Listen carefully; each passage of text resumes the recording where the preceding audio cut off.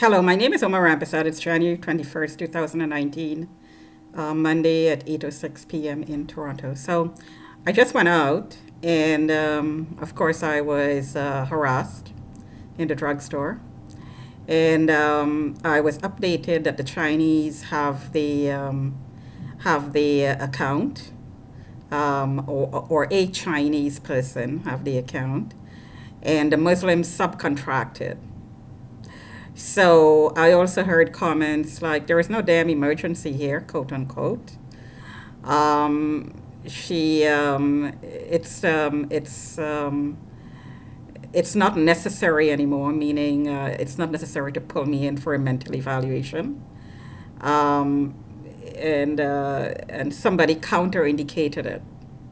So what that means is I'm flagged and mobbed, and the person who has the account sends spies to come around me and to counter indicate and to report back. So I'm being stalked and I'm being spied upon. Now, this, of course, is the norm for this program that's being run, this community monitoring program. Somebody shouted at me, she's a prostitute. Somebody said something about getting a passport, not being able to go to the States. And she really used to be a whore. She was on the street. And somebody ticked off everything on the report. So there's a package that comes with me. So the person who is taking the contract gets a reporting package and has boxes to tick off, I'm assuming, from the harassment. And everything is ticked off, which means that the weaponry that's being used to contain and to discipline and to train is going to be heavily used if everything is ticked off. So this is the experimentation being carried out by the Chinese traffickers, starting with the Chinese traffickers in this building and in this area. The reason I'm known in the area as a prostitute is because the defamation campaign was run to start with. This is where the program started. And also because once I'm flagged, and I'm suspecting that I was flagged for a very long time before it became obvious to me that I was flagged. I was flagged before that for a long time, and that flagging and the monitoring that went along with that flagging was outsourced for a long time. So since the Chinese traffickers were doing it, that was outsourced to other Chinese people, predominantly male, and then females came along.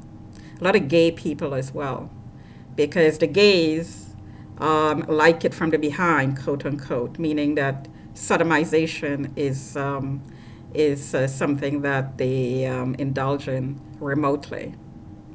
So in order to do that, in order to have that happen around my unit, this technology has to be around my unit. And a lot of times, according to these detectors, I have two of them. So this one gives a reading. This one just it gives a 1 to 10 reading, and there is an alarm as well. So it's not going off right now. It did go off before. The camera is turned on, so it's not going off. So um, according to the direction, the sensor is to the top, and the readings, the radiation, some of the radiation technology is coming from underneath this unit. So this is something that should be investigated as far as I'm concerned, because I'm positive that I'm not the only one that's being trafficked this way, remotely. Um, Also, as I came in, I went to check my mail, and there a Muslim community in this building who's been stalking me for quite a while now, and I suspect that the Muslim neighbors who had had me pulled out for a mental evaluation based on their lies and affidavits that I suspect they swore lying about me. This was the start of the trafficking within the Muslim community and by the Muslim community. So today, when I came into the building after running my errand, um, this Muslim woman, excuse me, I went to check the mail in the box, and this Muslim woman came right after me from not from outside, but from inside.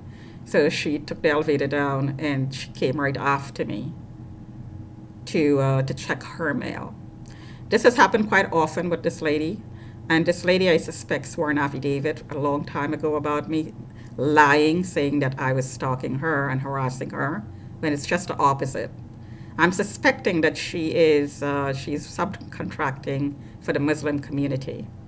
So she is harassing me. She is stalking me.